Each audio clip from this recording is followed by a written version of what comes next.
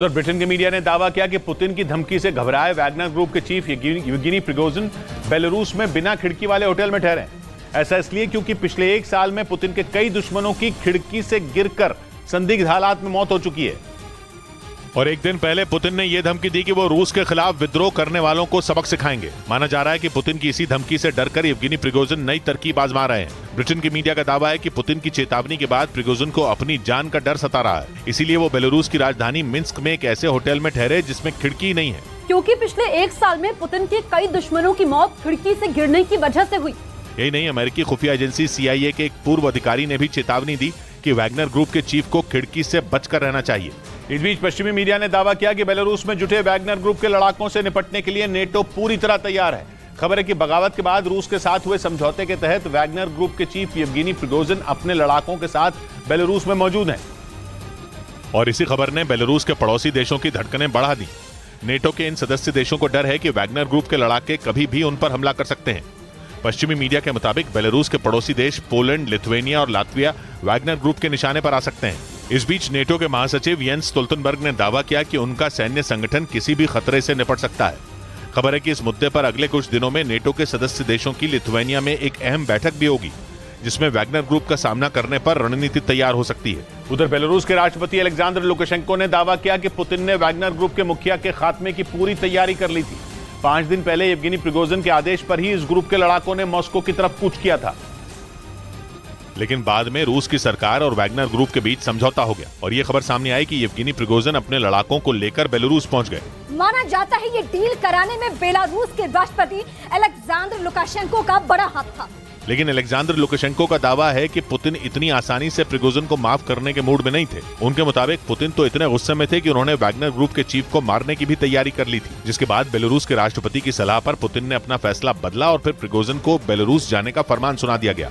और माना जा रहा है कि पुतिन के इसी आदेश के बाद वैगनर ग्रुप के कई लड़ाके बेलारूस चले गए। लेकिन इस बीच ब्रिटेन की मीडिया का दावा है कि बेलारूस न जाने वाले वैगनर ग्रुप के लड़ाकों पर पुतिन कड़ी कार्रवाई करेंगे। इससे पहले मॉस्को की तरफ बढ़ने वाले लड़ाकों के सामने रूस की सरकार ने समझौते के तहत 2 शर्तें रखी थी, जिनमें पहली शर्त तो यह थी कि मॉस्को की तरफ कूच करने वाले लड़ाके रूसी सेना में शामिल हो जाएं।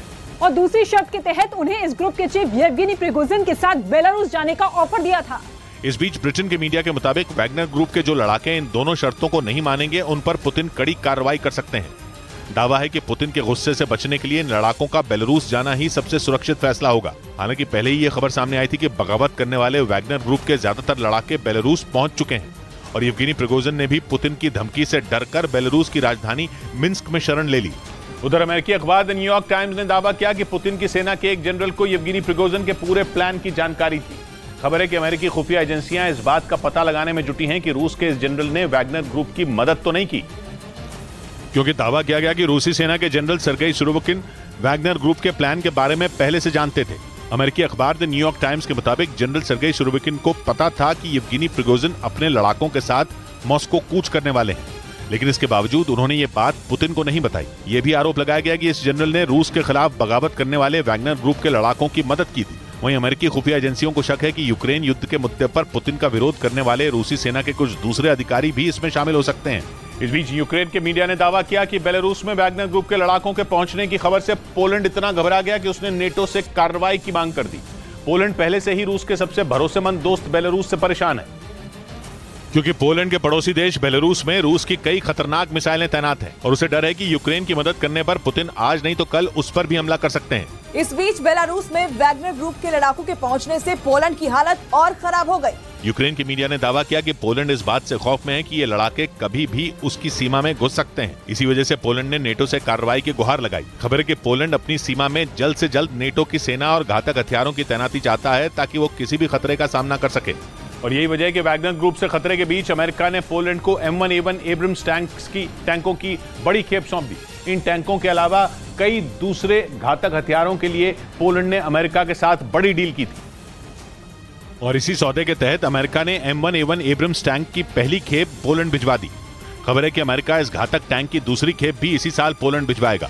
दावा है कि इसकी रेंज 150 से 200 किलोमीटर है और इन टैंकों को चलाने की ट्रेनिंग लेने के लिए पोलैंड के सैनिक पिछले साल ही अमेरिका गए थे। दोनों देशों के बीच इन टैंकों के अलावा कई दूसरे हथियारों के लिए 150 करोड़ अमेरिकी डॉलर यानी भारतीय रुपयों में करीब 12,000 करोड़ की डील हुई थी। खबर है कि अमेरिका मदद के तौर पर पोलैंड को अलग से 1600 करोड़ के हथियार भी देगा, क्योंकि पोलैंड अपने ज्यादातर हथियार जेलेंस्की की सेना को दे चुका है। ऐसे में उसकी सुरक्षा खतरे में न पड़े, इसीलिए अमेरिका उसकी हर संभव मदद के लिए तैयार है।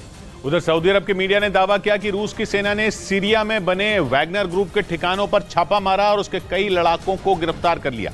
यह दावा ऐसे वक्त पर किया गया जब 4 दिन पहले वैगनर ग्रुप ने पुतिन के खिलाफ बगावत का बिगुल फूंक दिया था और पुतिन की परेशानी बढ़ा दी थी। हालांकि बगावत के दूसरे ही दिन वैगनर ग्रुप ने अपने पैर पीछे खींच लिए, लेकिन दावा किया गया कि पुतिन इस बगावत का बदला वैगनर ग्रुप के चीफ प्रिगोजिन से लेकर रहेंगे। इस बीच सऊदी अरब के मीडिया ने दावा किया कि रूस की सेना ने सीरिया की राजधानी दमिश्क के साथ अस-सुवेदा और हमा शहरों में बने वैगनर ग्रुप के ठिकानों पर छापा मारा और वहां से उसके कई लड़ाकों को गिरफ्तार कर दिया। लेकिन वैगनर ग्रुप ने एक बयान जारी कर उसके लड़ाकों की गिरफ्तारी से जुड़ी इस खबर को खारिज कर दिया। हालांकि सीरिया में बने उसके ठिकानों पर रूस की सेना की छापेमारी के दावे पर उसने चुप्पी